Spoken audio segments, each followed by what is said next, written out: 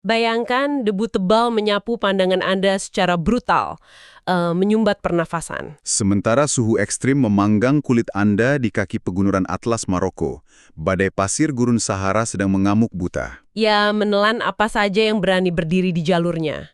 Keputusasaan merayap pelan di antara puing-puing desa yang baru saja hancur lebur. Tapi menembus pusaran angin darat yang tanpa ampun itu, cobalah Anda pertajam penglihatan ke arah cakrawala. Perlahan muncul siluet manusia, berjalan tegak melawan arah badai yang mematikan itu. Sorot pandangan Anda secara tajam ke bagian dada mereka, tembus pekatnya debu Sahara tersebut. Di sana tersemat sebuah lambang matahari bersinar 12 yang berdiri sangat kokoh. Lambang yang memancarkan keteguhan aneh di tengah kekacauan, melekat pada seragam relawan yang datang jauh dari belahan bumi Nusantara. Dan kehadiran mereka di titik nol bencana tersebut, itu bukanlah sebuah kebetulan empiris belaka. Betul. Hari ini, kita akan melakukan sebuah pembedahan arsip yang sangat komprehensif. Menyelam dalam-dalam ke sumber-sumber yang luar biasa. Kita akan menyisir tumpukan laporan resmi kemanusiaan, catatan jurnalistik lintas benua, hingga dokumen diplomasi rahasia. Fokus analitis kita jelas, melacak jejak historis sebuah gerakan sipil dari Indonesia yang beroperasi di luasnya benua Afrika. Misi deep dive kita hari ini spesifik. Kita akan merekonstruksi secara presisi bagaimana gerakan ini melampaui hambatan geopolitik. Meruntuhkan tembok kultural yang tebal dan menorehkan intervensi kemanusiaan yang radikal, namun sangat elegan. Ini adalah eksplorasi tentang sebuah organisasi yang memformulasikan diplomasi, tanpa sedikit pun menggunakan instrumen kekerasan. Jadi, siapkan rasionalitas dan empati Anda.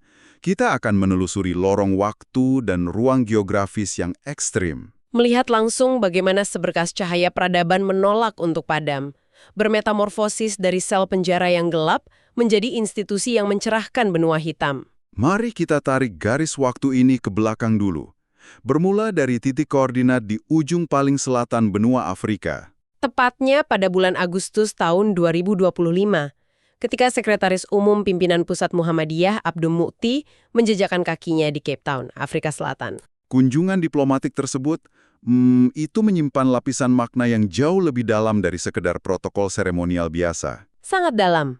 Beliau sedang melakukan napak tilas ke sebuah monumen peradaban yang amat krusial, yakni Masjid Awal. Institusi ini didirikan oleh sosok jenius, namanya Imam Abdullah Qadi Abdussalam, yang dalam literatur sejarah lebih agung disapa sebagai Tuan Guru. Nah, untuk membedah akar sosiologis dari Masjid Awal ini, Anda harus melangkah mundur, menembus badai waktu ke abad 18.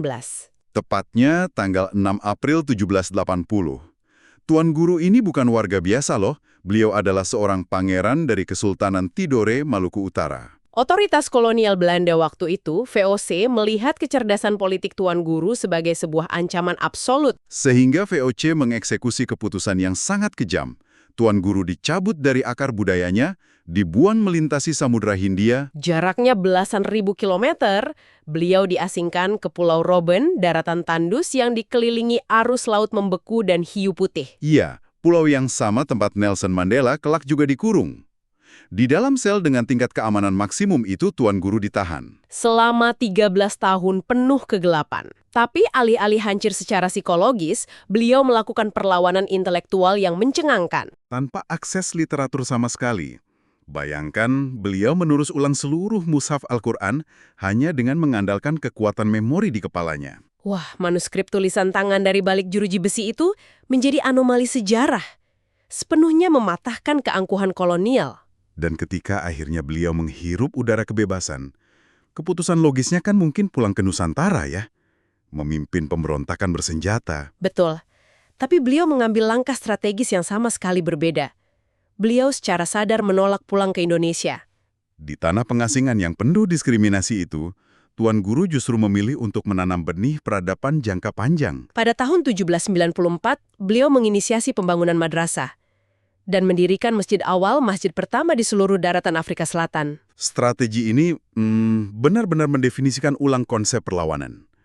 Melawan hegemoni penjajah itu ternyata tidak melulu pakai pedang. Atau barisan meriam, kan?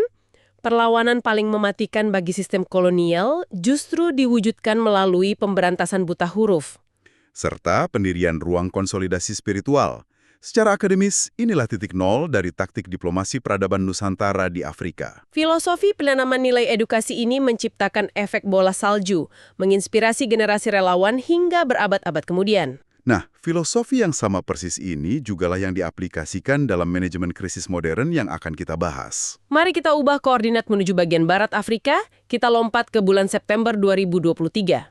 Sebuah gempa tektonik darat berkekuatan magnitudo 6,8 baru saja mengoyak infrastruktur pegunungan Atlas di Maroko. Krisis kemanusiaannya berskala masif, laporan fatalitas mencatat angka yang mengerikan, 2.901 jiwa melayang tertimpa reruntuhan. Di perbatasan Gurun Sahara itu, ribuan keluarga kehilangan rumah. Sistem sanitasi hancur total, akses kebutuhan dasar terputus oleh puing-puing. Mengantisipasi efek lanjutan ini, tim MDMC atau Muhammadiyah Disaster Management Center segera mengaktifasi protokol tanggap darurat. Dan perlu dicatat, MDMC ini bukan sekedar perkumpulan amatir. Rekam jejak medis kedaruratan mereka sudah diakui standar operasional internasional. Bersama lembaga filantropi Lazismo dan PCM di Maroko, mereka langsung mengeksekusi perjalanan logistik. Jaraknya lebih dari 12.000 km. Target intervensi mereka sangat spesifik. Distrik Cicawa berpusat di desa Tansmacht dan Ihirmane yang sangat terisolasi. Tapi, di titik inilah mereka berhadapan dengan sebuah rintangan operasional yang luar biasa masif. Sebuah tembok penghalang raksasa. Dan ini bukan jalanan yang terputus, melainkan isolasi kultural dari suku Amazigh atau suku Berber. Entitas antropologis ini dikenal sangat protektif. Mereka sangat tertutup terhadap intervensi dari pihak asing manapun. Kompleksitas di lapangan jauh melampaui sekedar kendala bahasa. Tim medis Asia ini berhadapan dengan warga yang syok pasca trauma berat. Kecurigaan komunal merajalela, ketakutan akan orang luar bagai pisau yang tajam. Pendekatan medis konvensional pasti ditolak mentah-mentah. Distribusi logistik standar tidak akan sanggup menembus barikade psikologis setebal ini. Lalu bagaimana kebuntuan ini bisa diretas? Inilah plot twist-nya. Tembok kultural suku Amazigh itu tidak didobrak menggunakan lobi politik elit atau pengerahan tentara. Tembok keputusasaan itu runtuh seketika oleh pendekatan non-intrusif yang sangat elegan, hanya dengan satu frasa. Para relawan menginisiasi kontak pertama bukan dengan menyodorkan kamera, tapi melontarkan sapaan universal, Assalamualaikum. Sapaan itu perlahan menurunkan tensi pertahanan warga lokal. Membuka ruang bagi intervensi psikososial yang sangat dibutuhkan. Momentum paling krusialnya terjadi di atas puing-puing desa yang masih berasap. Tim tidak langsung memaksa masuk dengan jarum suntik. Mereka menggelar sesi trauma healing eksperiensial. Senjata utama mereka, buku mewarnai, alat tulis, dan mainan anak-anak. Sungguh observasi lapangan di momen ini mencatat transformasi emosional yang luar biasa. Saat buku dan alat lukis itu dibagikan, tangis histeris dari anak-anak Sahara yang ketakutan itu perlahan mereda, kan? Ya ampun, ketakutan ekstrim di wajah mereka berganti menjadi tawa lepas, dan tanpa ragu, anak-anak itu berlari memeluk erat para relawan Nusantara. Pelukan hangat di bawah terik matahari Sahara itu menjadi bukti empiris bahwa diplomasi kemanusiaan mampu menganulir batas ras dan bahasa. Pendekatan cinta kasih dan ilmu pengetahuan kembali terbukti sebagai penetrasi kultural paling efektif di wilayah krisis yang hancur. Secara taktis, operasi selama 14 hari masa tanggap darurat itu memiliki presisi tinggi loh. Semuanya berbasis data. Sangat presisi. Intervensi diarahkan ketat pada kelompok paling rentan, bayi, balita, ibu hamil, dan populasi lansia. Luar biasa. Nah, pergeseran angin geopolitik kini memaksa kita mengubah fokus lagi menuju topografi ekstrim di Afrika Timur dan Utara. Bulan November 2022, lanskap Republik Sudan yang sedang didera krisis multidimensi menjadi lokasi pembuktian selanjutnya. Di wilayah Omdurman, tepatnya desa Kati, krisis air bersih sudah menjadi patologi sosial yang menahun. Tanah di sana kerontang. Untuk mengintervensi ini, PCIM Sudan merekayasa proyek infrastruktur vital. Mereka mengebor lapisan tanah berbatu. Membangun sumur bor berskala besar yang mengalirkan air kehidupan secara konstan. Mengkonversi lahan gersang menjadi oase. Sebuah capaian sipil yang epik. Warga lokal merespon suplai air permanen ini dengan ucapan syukron yang menggema tanpa henti. Tapi tunggu, mari kita telusuri kasus lain. Kasus yang mengandung kompleksitas sosiologis yang jauh melampaui urusan infrastruktur fisik. Kasus ini membawa kita terbang ke pedalaman Republik Uganda, pertengahan tahun 2021. Ingatkah Anda pada sebuah video amatir yang bocor dan memicu viralitas masif di media sosial Indonesia? Iya, resolusi video itu rendah, tapi merekam realitas yang menyayat hati dari warga desa Mbale. Konstruksi visual dalam video itu menampar nurani publik. Puluhan warga terpaksa sholat di atas tanah liat yang basah. Hanya dialasi tikar plastik robek dan terpal lusuh. Struktur masjidnya cuma kayu rapuh dengan atap daun kelapa yang bocor. Pimpinan Pusat Muhammadiyah langsung merespon krisis ini. Menginstruksikan Lazismu untuk memformulasikan penggalangan dana berskala nasional. Tantangan operasional terbesarnya ada di tahapan verifikasi. Desa Mbale itu bersembunyi di kedalaman hutan. 250 km dari ibu kota Kampala. Medan daratnya brutal. Siapa yang berani menembus zona pedalaman tersebut? Nah, disinilah sejarah mencatat ironi diplomasi yang sangat indah. Mematahkan segala stereotip sektarian yang meracuni pikiran modern. Tokoh kunci di balik ekspedisi berisiko tinggi tersebut adalah seorang perempuan luar biasa, Emi Sabar Manurung. Wah, beliau ini staf KBRI, berdarah Batak, dan yang paling menakjubkan, beliau adalah seorang penganut agama Nasrani. Keputusan diplomat Kristen Indonesia untuk memimpin langsung survei teknis pembangunan Masjid Muhammadiyah di pelosok Afrika itu benar-benar anomali heroik. Emi sama sekali tidak mendasarkan kalkulasi kemanusiaannya pada garis teologis artifisial. Ekspedisi itu dieksekusi 17 Agustus 2021. Tepat di hari kemerdekaan kita. Laporan menyebutkan di sela pemetaan topografi masjid, Emi menyelenggarakan perayaan kemerdekaan RI di sana. Bersama para tetua adat setempat, meleburkan batasan identitas dalam satu perayaan gotong royong yang luar biasa tulus. Dan efeknya, data asesmen Emi ini memicu gelombang solidaritas tak terbendung di tanah air. Kepercayaan publik meroket sangat kajam. Target awal Lazismu itu hanya 155 juta rupiah. Namun berkat data faktual ini, angkanya melonjak eksponensial. Menembus angka 550 juta rupiah dalam kurun waktu kurang dari sebulan. Akumulasi dana ini langsung direalisasikan menjadi konstruksi fisik.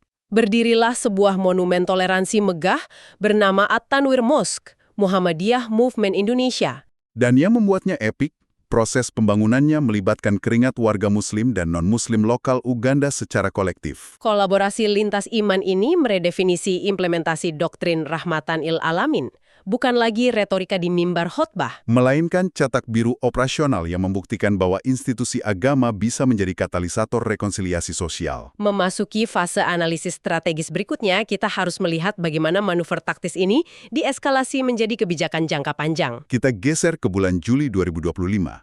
Duta Besar Republik Indonesia untuk Kenya, Wicaksono Aji, mempresentasikan rancangan besar di PP Muhammadiyah. Diskusi tingkat tinggi itu membuka selubung doktrin internasionalisasi Muhammadiyah, paradigma yang menawarkan antitesis mutlak atas ekspansi global konvensional. Ya, yang biasanya memposisikan Afrika sekedar ladang ekstraksi mineral.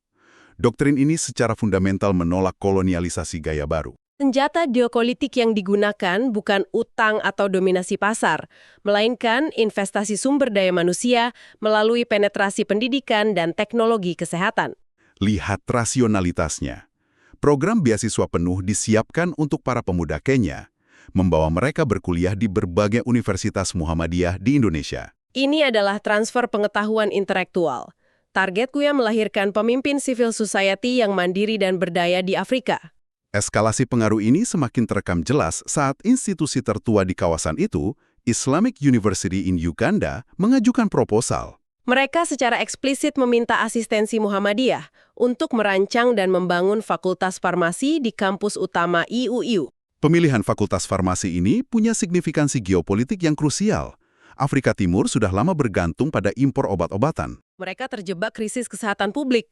Dengan membangun institusi sains medis di sana, Muhammadiyah menggeser statusnya secara drastis. Dari sekedar donor amal yang reaktif, menjadi arsitek modernisasi peradaban yang proaktif. Narasi persaudaraan peradaban ini dikonfirmasi oleh pakar sosiologi, transformasi dakwah menjadi penyediaan fasilitas kesehatan dan sains terapan. Itulah wujud konkret dari manifesto Islam yang berkemajuan, merespons langsung anatomi permasalahan global di titik paling esensial. Jika kita mengonstruksi ulang seluruh kepingan data yang telah kita bedah hari ini, Dari dinginnya lantai sel tahanan Pangeran Tidore, Hingga lahirnya institusi madrasah yang menjadi benteng literasi pertama di ujung benua Afrika. Dari metode penyembuhan trauma yang meruntuhkan keangkuhan suku Amazigh di atas puing gempa Maroko, Instalasi hidrologi di gurun Sudan, hingga arsitektur Masjid At-Tanwir di pedalaman Uganda, yang verifikasi awalnya diarsiteki dedikasi seorang patriot Nasrani.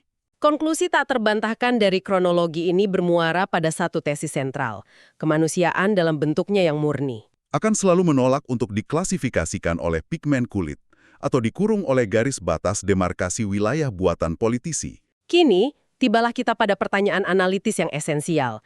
Mengapa Anda perlu membedah mekanika historis sejauh ribuan kilometer ini? Teologis menunjukkan bahwa kita sedang terjebak di ekosistem global yang sangat bising. Anda setiap hari dibombardir oleh polarisasi ideologi, algoritma yang memperdagangkan kebencian komunal, dan kecurigaan antar identitas. Namun preseden sejarah Afrika ini memberikan antitesis yang kuat. Benteng peradaban sipil paling tangguh tidak pernah dibangun pakai hulu ledak nuklir. Ketangguhan sejati dirakit melalui mesin bor air di Sudan, distribusi buku gambar di Maroko, dan persaudaraan lintas iman radikal di Uganda. Islam yang berkemajuan merepresentasikan fluiditas air murni. Ia mendobrak topografi paling gersang sekalipun untuk menghidupkan akar kemanusiaan. Di balik seragam relawan berdebu dan lambang matahari itu, bersembunyi algoritma kemanusiaan universal, beroperasi senyap di luar radar media arus utama. Kami akan menutup sesi pembedahan analitis ini dengan sebuah tantangan intelektual untuk Anda semua. Sebuah pemikiran epik yang memaksa Anda mengevaluasi ulang definisi kontribusi sosial yang selama ini Anda yakini. Jika sekumpulan relawan dari Nusantara, dengan memanggul logo matahari bersinar di dada, mampu meretas krisis di ujung Sahara. Dan membangun institusi sains di tengah sabana Afrika. Transformasi absolut berskala apa yang secara faktual bisa Anda ciptakan di lingkungan terkecil Anda esok hari? Hanya dengan satu keberanian untuk meruntuhkan tembok prasangka dan mulai menyapa sesama manusia dengan tulus Assalamualaikum.